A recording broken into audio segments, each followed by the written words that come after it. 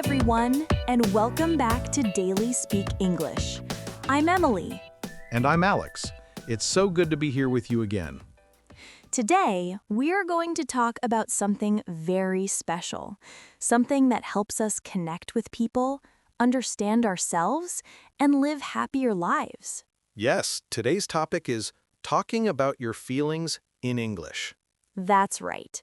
Talking about feelings is not always easy, even in your own language. Exactly.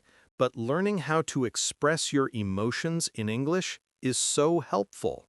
It can make conversations more natural, more honest, and more human. And it also helps you grow. When you can name your feelings, you can understand yourself better. Absolutely. So let's start from the beginning. What are feelings? Well, feelings are the emotions we experience inside. They can be happy, sad, angry, afraid, excited, or calm. Yes, feelings are part of being human.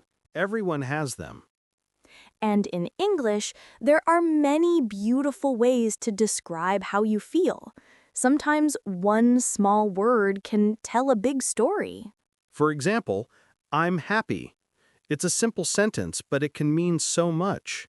Maybe you're happy because you met a friend, or because you finished your homework, or because you're listening to this podcast. That's a nice reason to be happy. So, Emily, let's begin with positive feelings, feelings that make us feel good. Great idea. Let's start with happy. When you want to say you're happy in English, you can say, I'm happy. I feel great. I'm so glad. I'm in a good mood. Yes, and we can also use expressions like I'm over the moon or I'm thrilled when we feel very happy. Over the moon means extremely happy. For example, I'm over the moon because I passed my exam. That's right. It's such a nice expression. What about you, Emily? What makes you feel happy these days? I feel happy when I go for a walk in the morning and see the sunrise. It makes me feel calm and thankful. That's beautiful. For me, I feel happy when I have a good conversation with someone, like this one. Me too, Alex. Talking with someone about feelings can make your heart feel lighter. Yes, and that's what today's lesson is really about, learning to talk about what's inside. So, dear listeners, let's try something together. Take a deep breath. Now, think, how am I feeling right now? Maybe you feel tired, relaxed, or curious. Just notice your feeling. That's a great little exercise, Emily, because sometimes we don't even realize what we feel. Exactly. And naming your feeling is the first step to understanding it. Let's talk about other emotions. We talked about happy. Now let's talk about sad. Yes, sometimes we feel sad, and that's okay. Sadness is a natural part of life. In English, we can say, I feel sad. I'm down. I feel blue. I'm upset. Feel blue is an interesting one. It's an idiom that means you feel sad or low. Right. For example, I feel blue today because it's raining. When I feel sad, I like to talk to someone. Talking helps me feel better. That's such good advice. Keeping feelings inside can make you feel heavier. Exactly. When you share your feelings, you make space for peace and healing. So, listeners, remember, it's okay to say, I'm sad. It doesn't make you weak. It makes you honest. That's such a beautiful reminder, Alex. Thank you, Emily. You know, sometimes people try to hide their feelings because they think it's not strong to show emotion. Yes, I've seen that too. But the truth is, being open about your feelings shows real strength. Absolutely. Let's say you're feeling nervous before a test. Instead of saying, I'm fine, when someone asks, you could say, I'm a bit nervous. That's a great example. Saying it out loud helps you feel calmer. Exactly. And in English, when we feel nervous, we can say, I'm worried. I'm anxious. I have butterflies in my stomach. Butterflies in my stomach. I love that phrase. It means you feel nervous, but maybe also excited. Yes, for example, I have butterflies in my stomach before speaking on stage. That's such a nice way to describe that feeling. Emily, can I ask, do you ever get nervous before recording a podcast? Oh, yes, I do. Even now, sometimes I feel a little nervous before we start. Really? You always sound so calm. Thank you, Alex, but I think it's normal. A little nervous energy can help you do your best. I agree. Sometimes a bit of nervousness is a good sign. It means you care. That's right. So, dear listeners, next time you feel nervous, don't try to push it away. Just say, I feel a little nervous, but that's okay. Beautiful advice, Emily. Let's continue with another emotion, anger. Ah, yes, anger. We all feel it sometimes. True. Anger can be difficult to express, but it's important to do it in a healthy way. Right. In English, you can say, I'm angry. I'm mad. I'm upset. I'm frustrated. Frustrated means you feel angry or annoyed because something is not going the way you want. Exactly. For example, I feel frustrated when my internet is slow. Oh, yes, that's a common one. But we can also say I'm annoyed when something small bothers us. Like when someone speaks too loudly in a quiet place. Yes, or when someone keeps interrupting you. But expressing anger doesn't mean shouting or being rude. It's about saying calmly, I feel angry because...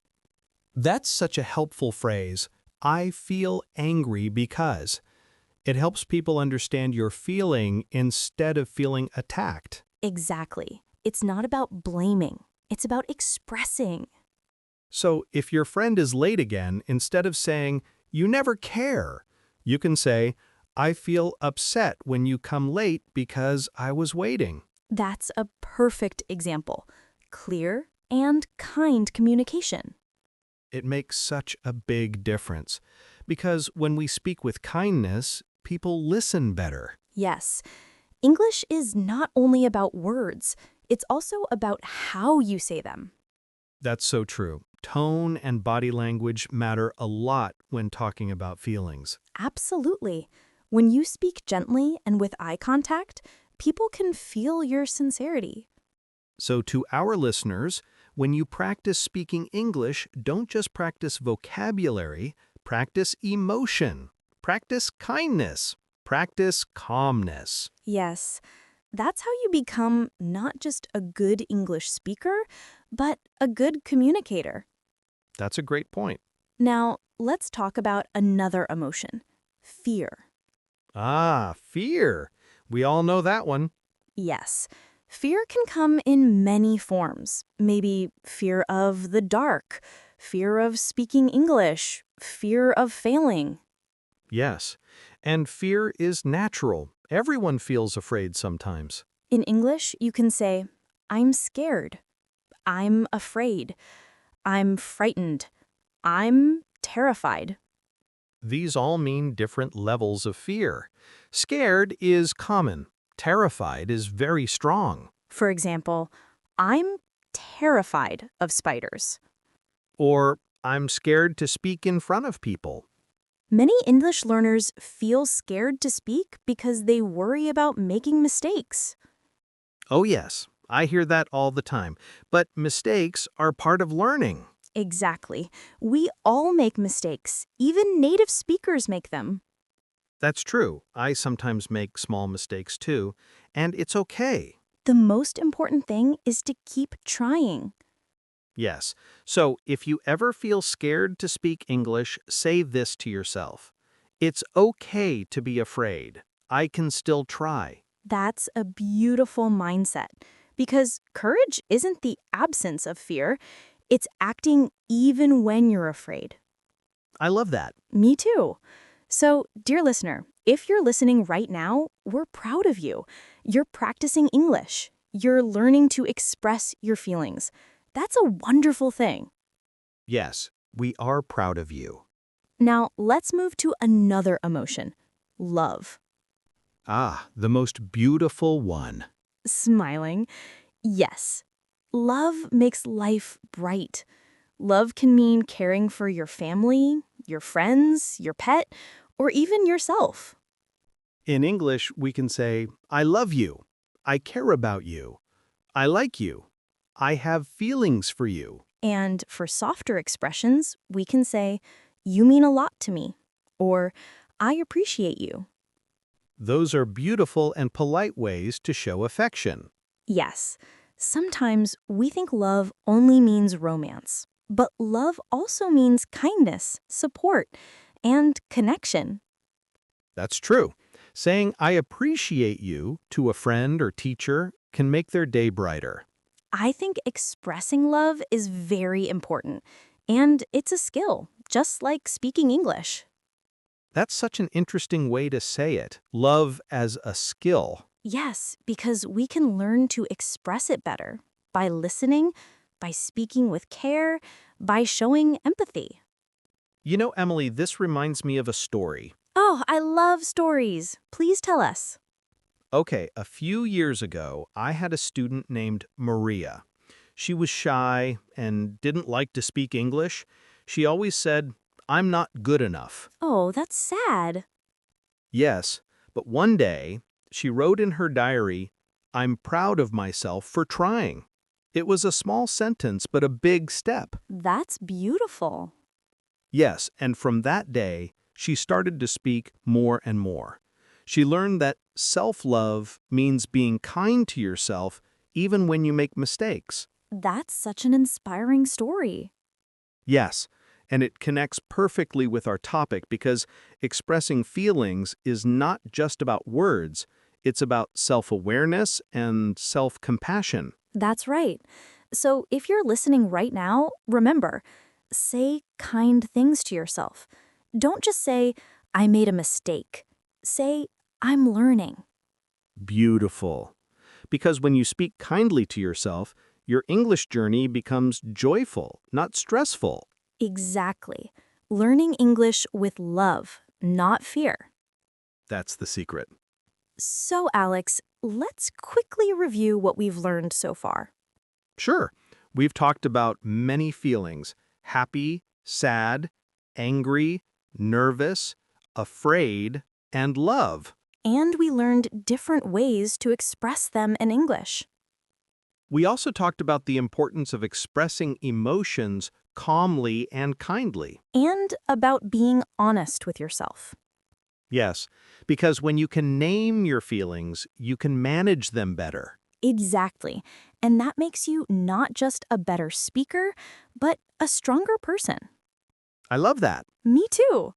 But I think there's still so much to explore, like how to talk about feelings in real life situations.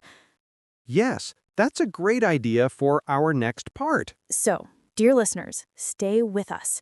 In the next part, we'll talk about how to share your feelings in daily conversations, at work, with friends, and even when you feel shy. Yes, and we'll also teach you more natural English phrases to use. Before we go, let's leave you with this little reminder. Your feelings matter. Your words matter. And your English practice matters. That's right. Every time you listen, repeat, or try to express your thoughts, you're growing. So keep going, dear listener. You're doing amazing. And if you enjoyed this conversation, don't forget to like this video, subscribe to our channel, and share it with your friends. Because learning English together is always more fun. Thank you for joining us today. We'll see you in the next part of Talking About Your Feelings in English.